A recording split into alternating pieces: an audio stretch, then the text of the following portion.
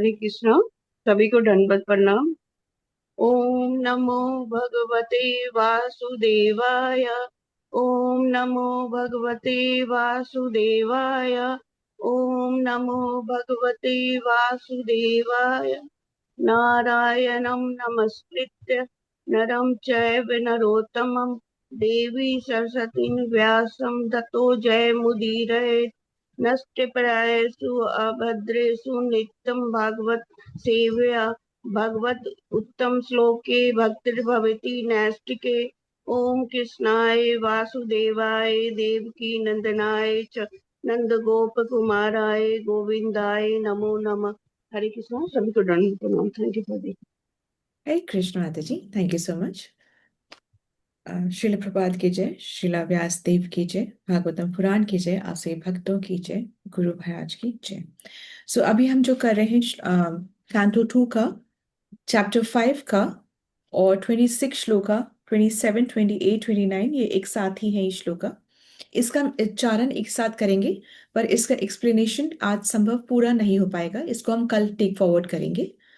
तो ये वाला जो श्लोका अभी आएगा इसमें ब्रह्मा जी बता रहे हैं कि कैसे जो पंच महाभूत हैं, क्या है, आकाश, वायु, अग्नि, जल, पृथ्वी, ये जो पंच महाभूत हैं ये एक एक करके प्रकट होते हैं, ऑल एट वंस नहीं, एक एक। कुछ विकार आता है तो फिर एक प्रकट होता है, फिर कुछ विकार आता है तो दूसरा प्रकट होता है। तो जो जो प्रकट होते जा रहा है उसके पास पहले वाले के भी गुण हैं। ठीक है, ऐसा नहीं कि एक के पास जो सेकंड आया उसके पास अपना ही गुण है, नहीं, उसके पास पिछले वाले का भी गुण है, फिर जो थर्ड आया उसके पास अपना भी है और पिछले दो का है। इस तरीके से कंसेक्यूटिवली ये मूव करता है। Is that okay? जैसे कि आकाश के पास क्या गुण है, आकाश का गुण है शब्द। तो शब्द क्या करता है, वो दृष्टा और दृश्य में संबंध बनाता है। जैसे ही शब्द सुना आम, तो हम दृष्टा और दृश्य, आम हमको आम का इमेजिनेशन हो गया, हम उससे हमारा उससे संबंध बन गया, तो सुनते से ही संबंध बनने लग जाता है। इसी प्रकार भगवान कह रहे हैं कि मुझ में और मेरे नाम में, जब तुम मेरे नाम को सुनते हो, जो मेरे नाम रूप गुण लीला भगवान की कहानियां जब सुनते हैं और श्रद्धा से सुनते, मन लगा के सुनते हैं, श्रद्धा से, ऐसे नहीं कि सुन तो रहे हैं पर कान सॉकेट कनेक्टेड है पर अंदर से कनेक्टेड नहीं है। जहां मन होता है वहां व्यक्ति होता है। जब आप मन से श्रद्धा से मेरी लीलाओं का श्रवण करते हैं तो उन लीलाओं में आप मेरा दर्शन करते हैं। ठीक है ना? तो इसलिए तो बोलते हैं ना, इस कौन, जिस इस कान से जिसने सुन लिया उसको भगवान के दर्शन हो गए। ठीक है? तो जिस प्रकार से आकाश के पास क्या गुण है, क्या गुण है, शब्द। शब्द है। शब्द। आकाश के पास शब्द का गुण है। इस ये किसके लिए सहायक होता है, दृष्टा और दृश्य के लिए। ठीक है? इसी प्रकार वायु के पास में स्पर्श का गुण होता है। स्पर्श के गुण के साथ साथ उसके पास शब्द का भी गुण होता है। इसी प्रकार फिर आती है अग्नि, अग्नि के पास रूप का गुण होता है, पर रूप के गुण के साथ उसके साथ स्पर्श और शब्द का भी गुण होता है। इसी प्रकार जल के पास रस का गुण होता है, तो रस के साथ साथ उसके पास रूप, स्पर्श और शब्द का भी गुण होता है। इसी प्रकार पृथ्वी के पास गंध का गुण होता है, तो उसके पास गंध के साथ साथ रस, रूप, स्पर्श, शब्द, इनका भी गुण होता है। तो पृथ्वी के पास ये सारे गुण होते हैं। पृथ्वी अलग मतलब अधिक ग्रॉस और अधिक गुणवान वाली बन जाती है सब कुछ के साथ होने के साथ।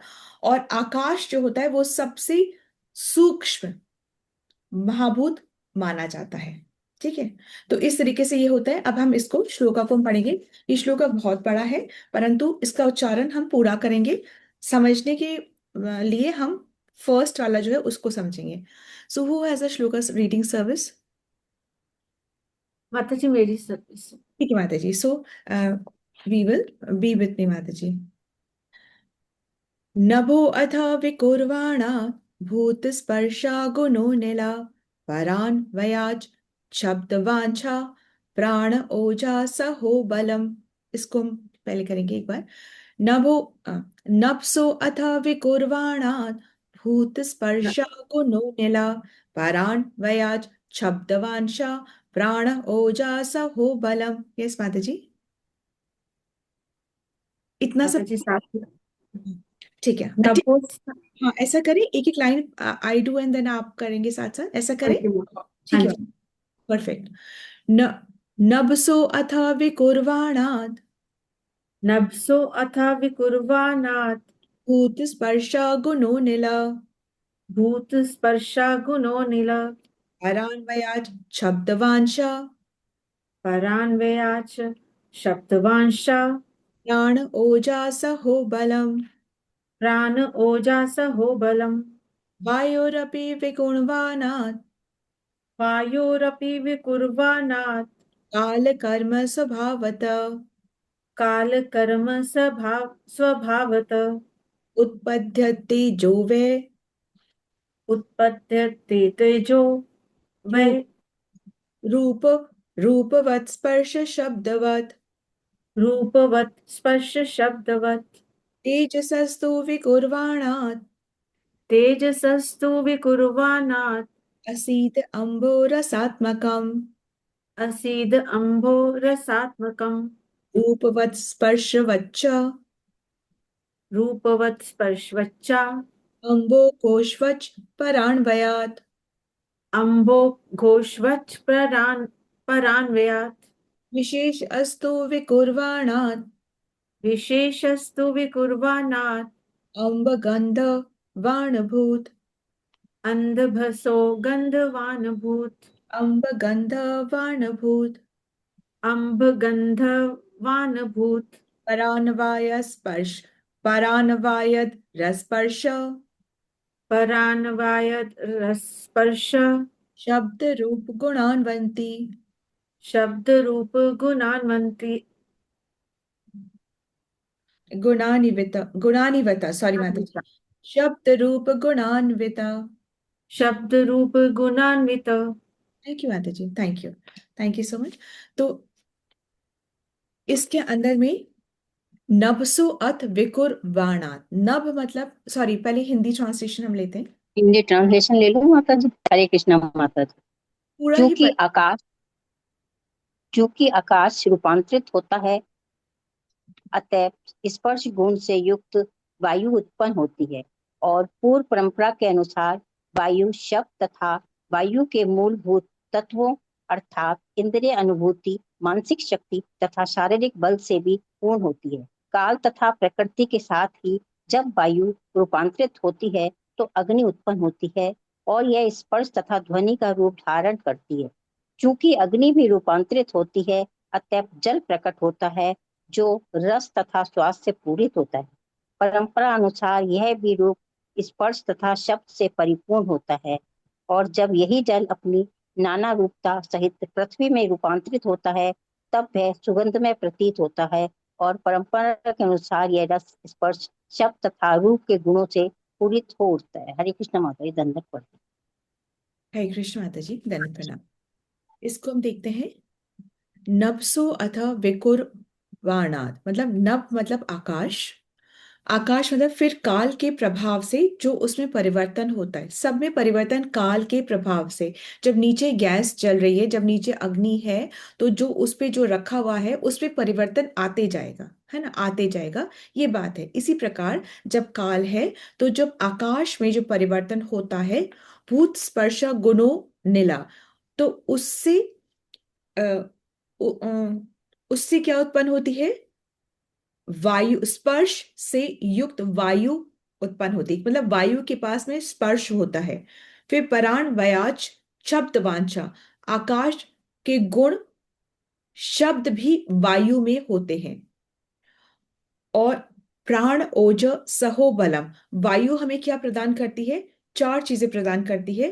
प्राण, मन, ये सारे जो हमें शक्ति प्रदान करती है कार्य करने के लिए, सहनशीलता और बल प्रदान करती है। अभी हम इस पे एक बार इसको अच्छे से समझते हैं, ठीक है।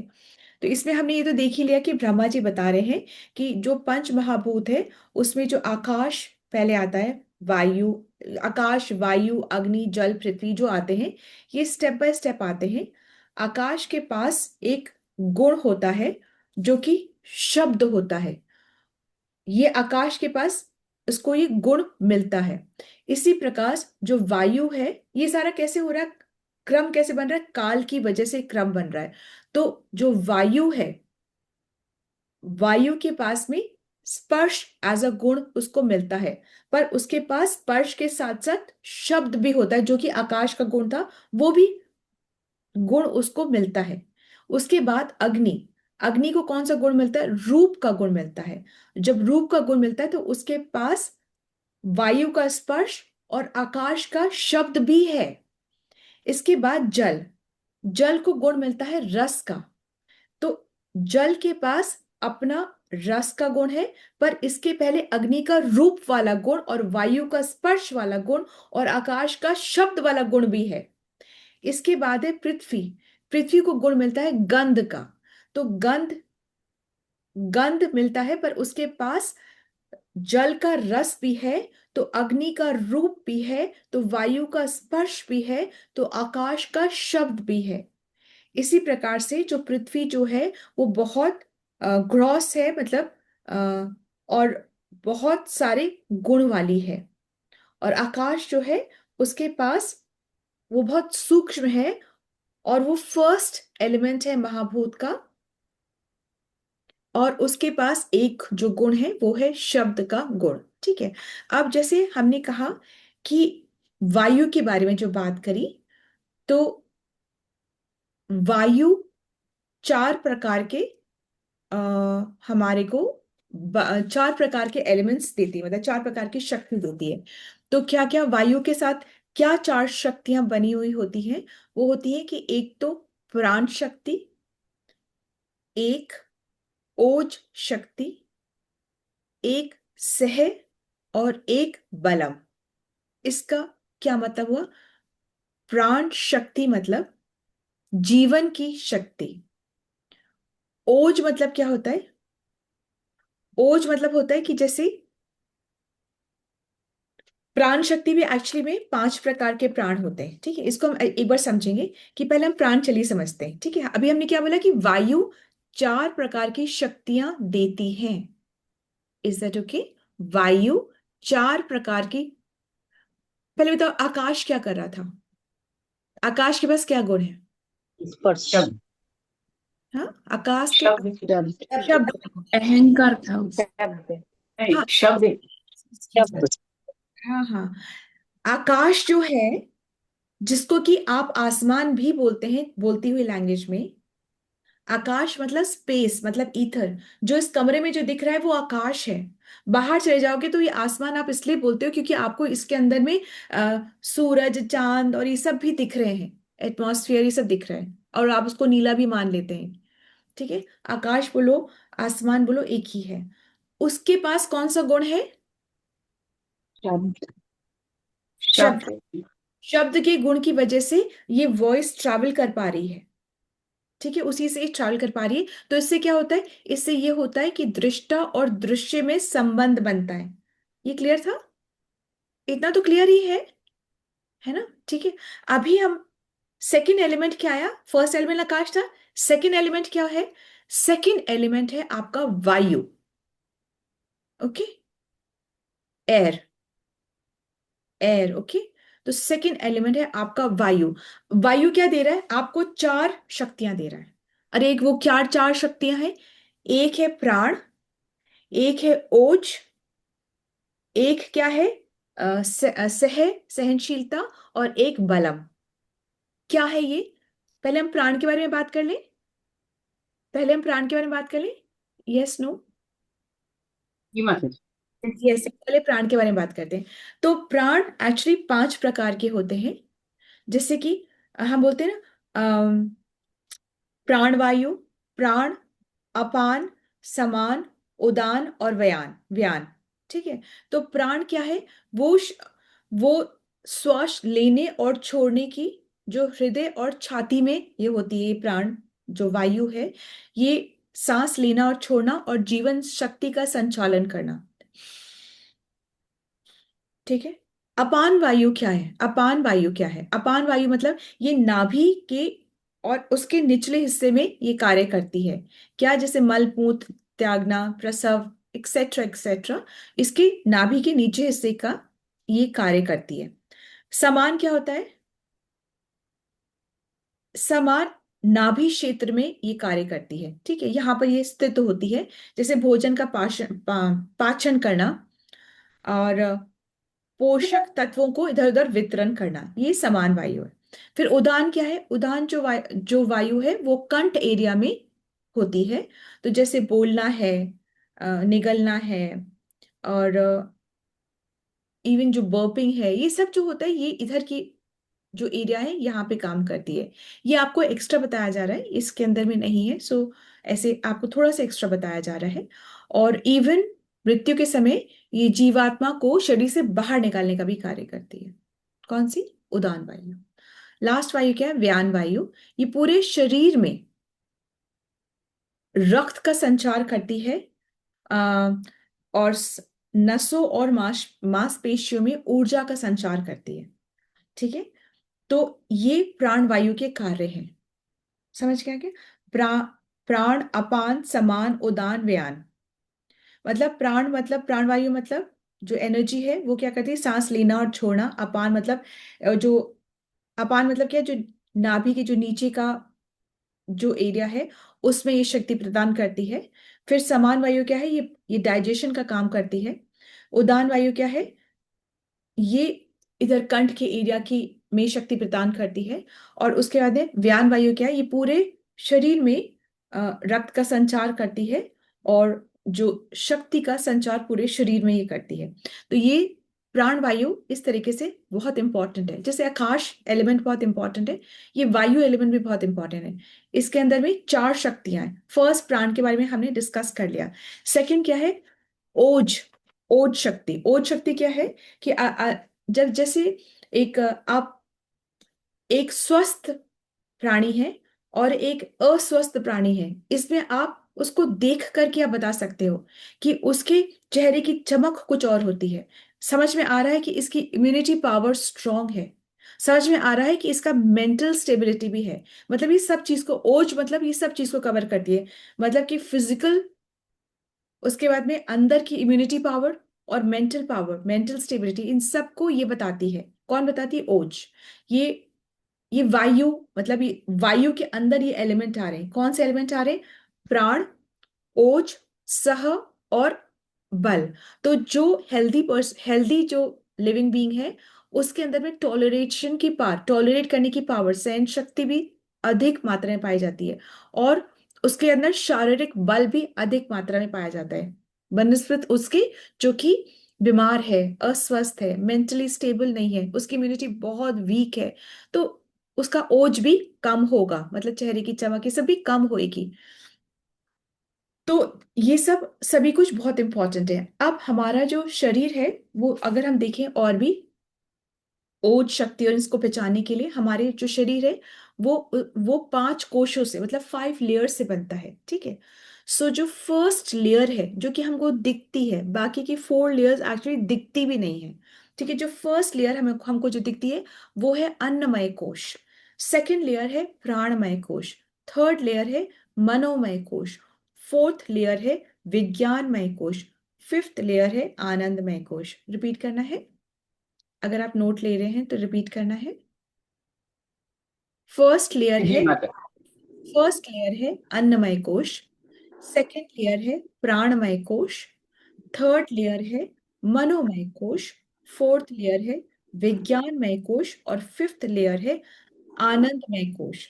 ये सारे जो है एक के ऊपर एक के ऊपर एक के ऊपर एक ऐसे लेयरिंग होती है। दिखता हमें क्या है? दिखता हमें सिर्फ अन्नमय कोश है। अन्नमय कोश मतलब कि जो हमारा जो शरीर है, स्थूल शरीर है, जो उसको भी तो एनर्जी चाहिए ना।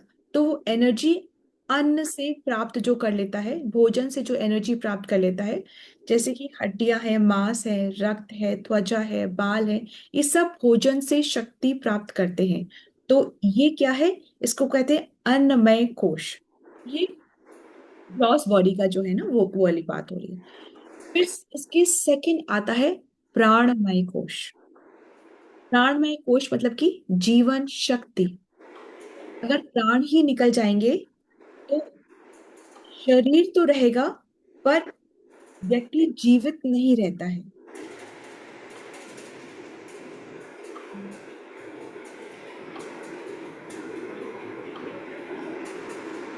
Mute yourself. I can't mute Aisha Nandita.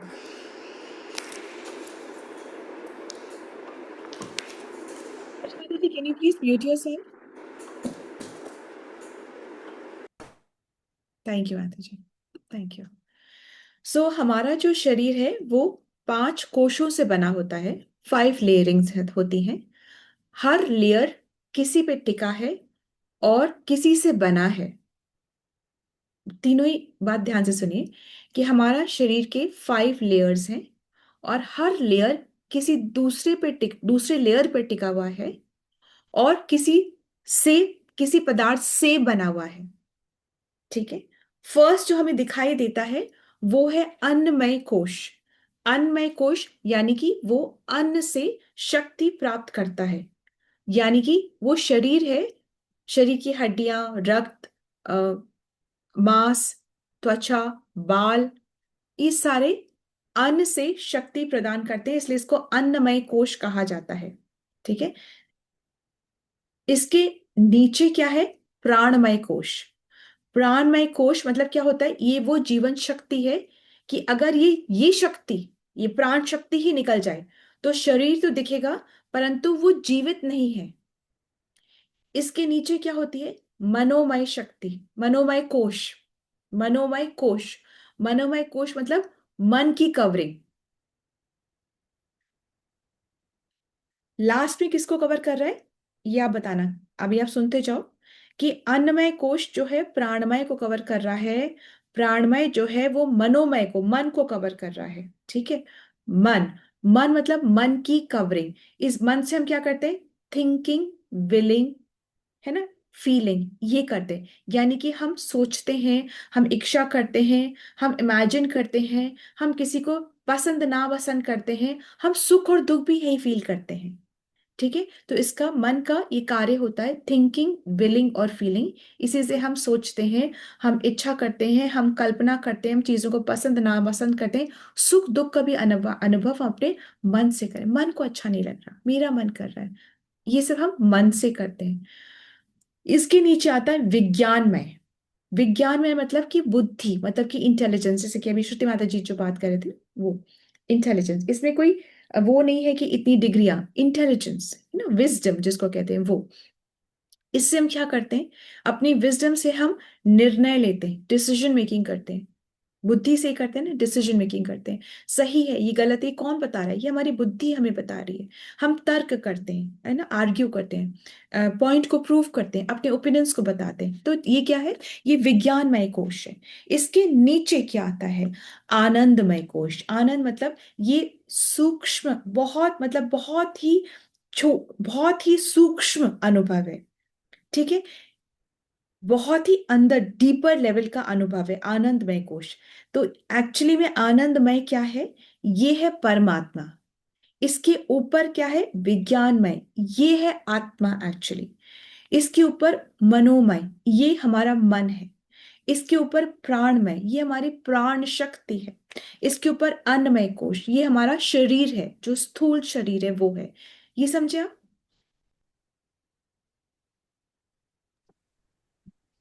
थोड़ा थोड़ा समझ में आ रहा है। समझ में आ रहा है? ठीक है माता जी, इसको इसको थोड़ा सा बस नोट्स में आप लिखो। ये एक्स्ट्रा है, डीपर लेवल ऑफ अंडरस्टैंडिंग है। बाकी जो बिल्कुल इस श्लोका के अकॉर्डिंग समझने के लिए है वो यही है कि आकाश को मिलता है शब्द का गुण, उसके बाद में वायु को मिलता है कि शब्द और स्पर्श का गुण। इस तरीके से ऐसे हम जब मूव ऑन करते हैं तो हर एक को एक गुण मिलता है, पर वो पिछले वाले का भी गुण रिटेन करता है। समझ में आ रहा है? तो इसका मतलब कि जो अ, आकाश को जो गुण मिलता है, फिर वायु को जो अपना गुण प्लस आकाश का गुण, अग्नि को अपना गुण प्लस वायु और आकाश का गुण, फिर जल को अपना गुण प्लस अग्नि वायु आकाश का गुण, फिर पृथ्वी को तो अपना गुण प्लस जल का भी गुण प्लस अग्नि का भी गुण प्लस वायु का भी गुण प्लस आकाश का भी गुण, ये रहता है। ठीक है, इतना समझ रहे हैं, थोड़ा थोड़ा समझ रहे हैं हम, इतना इतना समझ रहे हैं ना। सो बेसिक है। जब हम वायु की बात करें तो वायु हमको 4 शक्तियां दे रहा है। क्या 4 शक्ति दे रहा है भाई? वो प्राण शक्ति दे रहा है। और क्या शक्ति दे रहा है वो? कौन कौन सी 4 शक्ति दे रहा है वायु हमको? ओज दे रहा है, प्राण, संचितामय उदान, ज्ञान शक्ति और बल। बल। बल, ठीक है। तो प्राण हमको 4 क्या क्या दे रहा है? क्या क्या क्या दे रहा है? प्राण, ओज, सह और बल। ये हमको 4 शक्तियां किससे मिल रही है? वायु से मिल रही हैं। ठीक है। फिर प्राण हमने देखा कि 5 प्रकार के प्राण होते हैं। और फिर हमने देखा कि ओज 5 प्रकार के, जो ओज मतलब ये अन्न कोश, जो कोश है, लेयर्स हैं, ये भी 5 प्रकार की लेयरिंग्स होती हैं। ठीक है। सबसे अंदर क्या हो रहा है? परमात्मा, फिर आत्मा, फिर मन, फिर प्राण, और फिर अन्नमय कोश। दिखता क्या है? अन्नमय कोश। अपनी आंखों से इवन डॉक्टर्स क्या देख पा रहे हैं? जो देख पा रहे हैं वो क्या देख पा रहे हैं? अन्नमय कोश। उसके भीतर है प्राणमय कोश, उसके भीतर है मनमय कोश, उसके भीतर है विज्ञानमय कोश, उसके भीतर है आनंदमय कोश। ठीक है। आनंदमय कोश क्या होता है? ये परमात्मा है। उसके ऊपर जो विज्ञानमय कोश क्या है? ये आत्मा है। उसके ऊपर जो क्या है? मनोमय कोश है। उसके ऊपर प्राणमय, उसके ऊपर अन्नमय कोश है। ठीक है। अब यहां पर समझे आप? इतना समझ गए ना? माता जी, अन्नमय कोश मतलब हमारा स्थूल शरीर है। हाँ और हाँ। में क्या है? स्थूल शरीर है जो कि भोजन से बनता है, जिससे कि क्या क्या मतलब पोषित होते हैं क्या? भोजन से बनता है, समझ में आ गया। स्थूल शरीर समझ में आ गया। अब भाई क्या क्या क्या चीजें हमारे भोजन से पोषित होती हैं? ये तो भी अब हम देख ही रहे हैं ना कि हमारे भोजन से क्या क्या पोषित होता है। भाई हमारा बाल भोजन से पोषित हो रहे हैं, हमारी जो त्वचा है ये भोजन से पोषित हो रही है, हमारी हड्डियां, मांस, रक्त, त्वचा, बाल, ये सब भोजन से पोषित होते हैं। ठीक है। तो इसको बोलते हैं अन्नमय कोश। ये तो हमको दिख रहा है भाई। बहुत ऑयली खा रहे हो तो दिख रहा है कि पिंपल्स हो, जो भी कुछ मतलब ये हमको जो हम खा रहे हैं वो हमारे को दिख रहा है। कहाँ दिख रहा है? बालों में दिख रहा है, स्किन में दिख रहा है, रक्त खून दिख रहा है। नहीं खाओगे तो एनिमिक हो जाओगे। ये सब चीजें हमको दिख रही हैं। भोजन को हम खा रहे हैं तो हमको दिख रहा है कि भाई आपका बहुत डाउन है, आपका हीमोग्लोबिन। क्या खा रहे हो? ये खाओ। डॉक्टर्स बोलते हैं ना, क्या खा रहे हो आप? ये खाओ। हड्डियां इतनी वीक हो रही है, नहीं अगर ढंग से खाओगे तो फिर जली जली मतलब हड्डी वीक हो जाएगी। क्या कर रहे हो? कैल्शियम खाओ।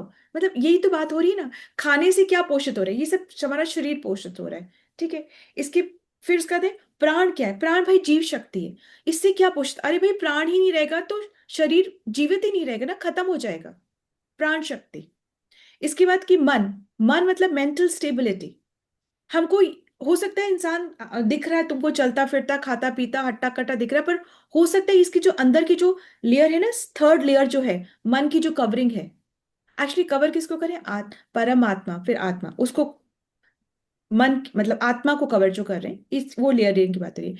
तो हो सकता है मन की जो कवरिंग है, जो मन जो है वो अच्छे से पोषित नहीं है, स्टेबिलिटी उसकी मन की नहीं है, तो वो ढंग से सोच नहीं पा रहा है, इच्छा नहीं कर पा रहा है, कल्पना नहीं कर पा रहा है अच्छे से। उसको उसको समझ नहीं आ रहा है उसके लिए सही बुरा क्या, मतलब पसंद नापसंद क्या है, करना चाहिए ये नहीं। उसके बाद क्या? विज्ञानमय, मतलब कि बुद्धि। वो राइट निर्णय ही नहीं ले पा रहा है, डिसीजन ही राइट नहीं कर रहा है, सही गलत में समझ ही नहीं पा रहा है, ये सब।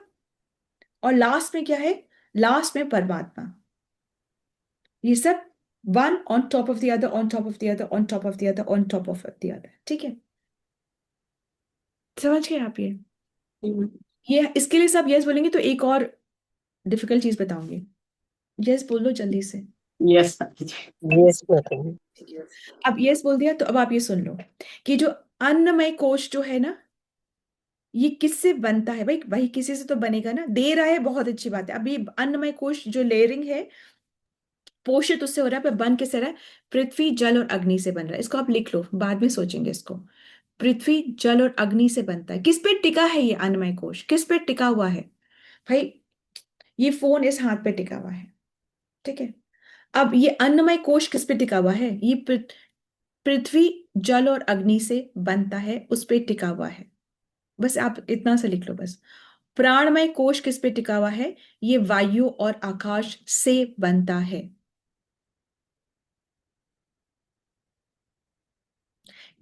इसको ऐसे समझिए कि अन्नमय कोश जो है उसके नीचे क्या है? प्राणमय कोश है। प्राणमय कोश के नीचे क्या है? मनोमय। मनोमय के नीचे क्या है? विज्ञानमय। और विज्ञानमय के नीचे क्या है? आनंदमय। ठीक है, ये इतना तो आपने लिख ही लिया होगा, समझ गए होंगे। अब अन्नमय कोश किससे बनता है? पृथ्वी, जल और अग्नि से बनता है। प्राणमय कोश किससे बनता है? वायु और आकाश से बनता है। मनोमय कोश किससे बनता है? मन, बुद्धि और अहंकार से बनता है। विज्ञानमय कोश क्या है? आत्मा है। और आनंदमय कोश क्या है? परम आत्मा है।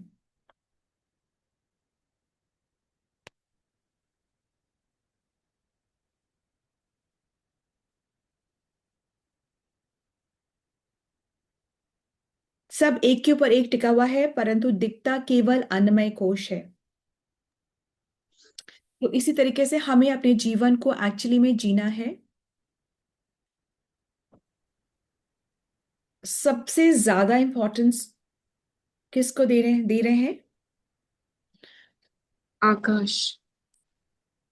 नहीं नहीं, हाँ परमात्मा। बेसिक। हाँ, यहाँ पे हम जैसे कह रहे हैं, जैसे ना अभी मन कुछ कह रहा है, तो मन के ऊपर क्या है? ऐसे लाइक जैसे ये मत सोचो कि हमें बेसिकली जो सबसे अंदर वाला जो लेयर है वो कौन सा है? परमात्मा। आनंद। आनंद में परमात्मा, उसके ऊपर आत्मा, उसके ऊपर मन, उसके ऊपर प्राण, उसके ऊपर अन्न।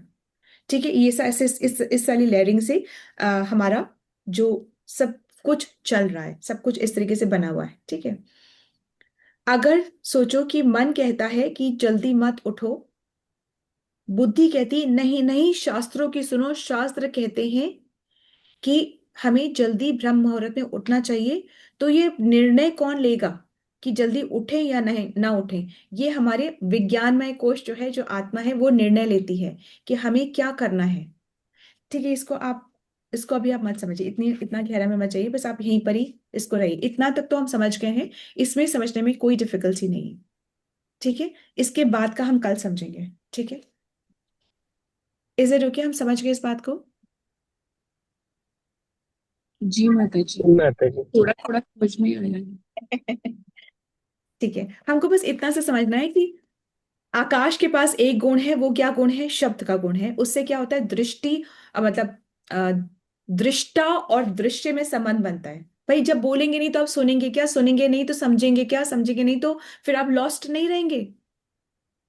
आकाश के पास शब्द का गुण है, इतना समझना है। क्लियर हो गई बात? अब सेकंड जो एलिमेंट आया है भौतिक प्रकृति का, वो आया है वायु। वायु क्या कैसे कहते हैं? चार चीजों से, चार शक्तियों से हमारी मदद करता है, हमें हमें चार शक्तियां देता है। वो कौन सी शक्ति है? प्राण शक्ति, जो कि 5 प्रकार की, ये हम जानते हैं। सेकंड क्या है? सेकंड क्या है? ओज।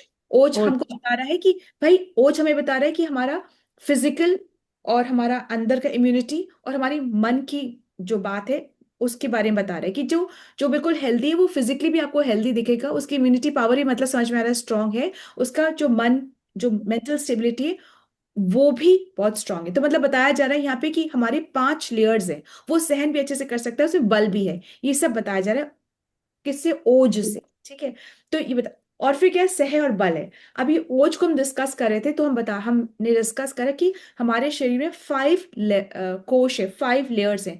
अन्नमय कोश, प्राणमय कोश, मनोमय कोश, फिर क्या है? फिर क्या था? विग बताइए। विज्ञान आनंद में। कोश, और फिर लास्ट। विज्ञान कोश। तो ये सब है। तो दिखने को सिर्फ शरीरमय, जो अन्नमय कोश है, शरीर है, वही दिखता है। ठीक है, अंदर का हम नहीं जान पाते, इतना अच्छे से नहीं जान पाते जब तक हम बहुत डीप स्टडी ना करें कि इसके मन में क्या चल रहा है, इसकी मेंटल स्टेबिलिटी तो ठीक है। ठीक है, ये सब हम नहीं जान पाते। ठीक, हम अन्नमय, बस इतना ही समझना है। Is that okay? ओके माता जी। ओके माता जी, ठीक है, इसको हम कल भी लेंगे, सो डोंट बी नर्वस कि हम क्या कर रहे हैं। इसको हमको सीखना है और हम कल भी सीखेंगे। अब हम क्विकली एक बार गैलरी व्यू में आते हैं। गैलरी व्यू में आने के बाद में आज क्या है? 20, यहाँ पर 29 जून है। Is it okay? ये तो सही है, डेट तो सही है, सभी सभी यस बोल सकते हैं इसमें। यस माता जी। डेट है 29। आज है ज्येष्ठ पूर्णिमा, और आज के दिन जगन्नाथपुरी में जो जगन्नाथ जी जो हैं वो अपने मंदिर से बाहर आते हैं। वो क्यों बाहर आते हैं? क्योंकि आज उनको स्नान कराया जाएगा। क्या वो मतलब स्नान अदरवाइज नहीं करते तो नहीं, हर हर दिन वो कैसे दर्पण स्नान करते हैं। आज उनको 108 कलश से स्नान कराया जाएगा। क्यों कराया जाता है? भगवान सेवा का ये मौका देते हैं। ऐसे नहीं कि पूरे साल नहाए नहीं, चलो आज, ऐसे नहीं कि हम नहीं नहलाएंगे तो। भगवान हमें सेवा का मौका देते, तो आज के दिन 108 कलश से भगवान को प्रेम से उनका स्नान सेवा कराई जाएगी। उसके बाद क्या होने वाला है? उसके बाद ये होने वाला है कि अब नहा करके वो बीमार पड़ जाएंगे। बीमार पड़ने के बाद वो 15 दिन तक वो बीमार रहेंगे, और अपने मंदिर के, अपने जो मेन टेम्पल है, वो उस मंदिर के ही एक अनवसर ग्रह है, मतलब अनवसर बोलते हैं इस पीरियड को, अनवसर पीरियड बोलते हैं। तो अपने मंदिर के, जैसे सिक रूम होता है ना बॉडी में, हम अगर हम लोग रहें तो एक सिक रूम होता है, तो जो भी बीमार होता है उसको सिक रूम जाना होता है। इसी प्रकार भगवान भी अपने टेम्पल के सिक रूम में चले जाते हैं, उसको कहते हैं अनवसर। अनवसर तो 15 दिन के लिए वो सिक होते हैं, बीमार होते हैं, और वहां पे सब उनकी सेवा, जो उनकी जो मतलब जो वहाँ जो पंडे होते हैं वो उनकी सेवा करते हैं, काढ़ा पिलाते हैं, घुट्टियां पिलाते हैं उनको। इस तरीके से उनकी सेवा होती है 15 दिन तक। 15, तो इस वाले पीरियड को क्या होते हैं? अनवसर। अनवसर बोलते हैं। इसके बाद में यहाँ पर दर्शन पूरे बंद हो जाते हैं, और जब दर्शन बंद हो जाते हैं तो एक्चुअली में जो डिवोटीज होते हैं, जो भक्त होते हैं, उन्हें बहुत विरह होता है। तो भगवान को ये विरह भी बहुत पसंद है, क्योंकि विरह में प्रेम जो होता है वो और स्ट्रांग होता है और प्रगाढ़ होता है। ठीक है। उसके बाद 15 दिन के बाद भगवान दर्शन देते हैं, उसको बोलते हैं नेत्रो सेवा। ठीक है। नए उसको ये बोलते हैं नव यौवन। उनके फिर वो जब दर्शन देते हैं तो बिल्कुल एकदम सिक थे, अब बिल्कुल ठीक हो जाते हैं, उसको बोलते हैं नव यौवन दर्शन। इसके बाद जो थर्ड एलिमेंट जो आता है वो आता है गुंडिचा मार्जन। गुंडिचा मार्जन मतलब कि भगवान यहां से गुंडिचा मंदिर जाते हैं। गुंडिचा मंदिर जब जाते हैं तो उस भगवान को रिसीव या वेलकम करने से पहले गुंडिचा मंदिर की बहुत अच्छे से सफाई होती है। ये सफाई सिर्फ मंदिर के नहीं, भक्तों का ये लेसन है लर्न करने का कि हमें भी अपने हृदय की सफाई बहुत अच्छे से करनी है। जो भी हमारे अंदर जो अनर्थ हैं, लोभ, मोह, मद, मत्सरी, इन सब की भक्त को हृदय की सफाई करनी है, अगर वो भगवान को अपने हृदय में इनवाइट करना चाहता है तो। अगर नहीं तो फिर इसी में पड़ा रहे, उसने क्या कहा, इसने क्या कहा, सारा लोभ, ग्रीड, ये सब वो करता रहे। ठीक है। तो फर्स्ट क्या था? स्नान यात्रा, जो कि आज बिगिन होती है। इसमें 108 कलश से भगवान का अभिषेक होता है। सेकंड क्या है? अनवसर, मतलब कि भगवान 15 दिन के लिए बीमार पड़ जाते हैं, दर्शन बंद हो जाते हैं। उसके बाद भगवान जब दर्शन देते हैं उसको बोलते हैं नव यौवन दर्शन। ठीक है। उसके बाद थर्ड क्या होता है? थर्ड होता है गुंडिचा मार्जन। मार्जन, ये गुंडिचा मंदिर तक भगवान जाते हैं, मतलब भगवान मतलब तीनों जने जाते हैं। कौन जाते हैं? जगन्नाथ, सुभद्रा, बलदेव, ये तीनों गुंडिचा मंदिर जाते हैं। ठीक है। यहाँ पर भगवान को रिसीव करने से पहले बहुत अच्छे से सफाई होती है। फोर्थ क्या कहलाता है कि अभी हम इतना ही करते हैं because we are running out of time, I do understand, इसको कल और कंटिन्यू करेंगे। ठीक है। तो इसको हम कल और अच्छे से, आज क्या है, व्हाट इज इट टुडे?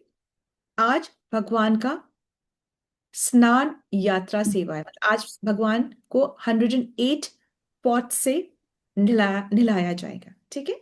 इतना समझ गए? थैंक यू माता जी। जो की लर्निंग है वो हम कल ही लेंगे, थोड़ा और इंफॉर्मेशन इकट्ठा हो जाएगी फिर। इज दैट ओके माता जी? जी माता जी। Thank you so much. Now let's move on to Mangal Dhwani, and then we end the session. हरे कृष्णा, सबको दंडवत प्रणाम।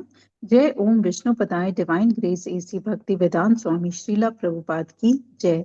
नामाचार्य भक्ति सिद्धांत सरस्वती ठाकुर गोस्वामी महाराज की जय। अनंत कोटि वैष्णव वृंद की जय। नामाचार्य श्रीला हरिदास ठाकुर की जय। श्री श्री राधा माधव की जय। श्री पंच तत्व की जय। श्री जगन्नाथ सुभद्रा बलदेव की जय। श्री प्रहलाद नरसिंह भगवान की जय। श्री तुलसी महारानी की जय। श्री पतित पावन गौर निताय की जय। श्री गौर निताय प्रेमानंद हरि हरि बोल। All glories to assembled devotees, Hare Krishna. All glories to Guru and Gauranga, Hare Krishna. All glories to Srila Prabhupada, Hare Krishna. प्रेम से कहो श्री कृष्ण चैतन्य प्रभु नित्यानंदा श्री अद्वैत गदाधर शिवासादि गौर भक्तवृंद की जय। राधा कृष्ण गोप गोपीनाथ राधा कुंड श्याम कुंड गिरी गोवर्धन ब्रिजभूमि वृंदावन धाम चंद उदय मायापुर नवदीप धाम की जय। राम सीता लक्ष्मण हनुमान की जय। गंगा मैया यमुना मैया की जय। ट्रांसडेंटल बुक डिस्ट्रीब्यूशन की जय। महाप्रसादम की जय। हरि नाम संकीर्तन की जय। Please forgive me if I have offended anyone with my words, deeds, and action. Vancha kalptarubhyacha kripa sindhucha evacha patatnam pavnebhayo vaishnavo namo namah. Hare Krishna. Sabko dandavat pranam. Thank you so much for the service. Have a blessed day, everyone. Hare Krishna. Hare Krishna, Mataji. Thank you so much, Mataji. Let's all join our hands in pray to Krishna and seek his blessings so that we can become sincere devotees. Hare Krishna. Let's all join our hands in pray to Krishna and seek his blessings to bless all those who are suffering from any kind of ailments to recover faster. Hare Krishna. Let's all join our hands in pray to Krishna and seek his blessings for the strength that we need for our spiritual growth. Hare Krishna, Krishna Krishna, Hare Hare, Hare Rama, Rama Rama, Hare Hare. Hare Krishna, then Ram, thank you so much for your presence, your participation. Krishna willingly, we will meet tomorrow. Hare Krishna. Hare Krishna. स्नान यात्रा की जय। हरे कृष्ण, हरे कृष्ण। हरे कृष्ण माताजी, दंडवत जय माता जी। हरे कृष्ण, धन्यवाद प्रणाम। Thank you, Mataji. Hare Krishna. Thank you माता जी।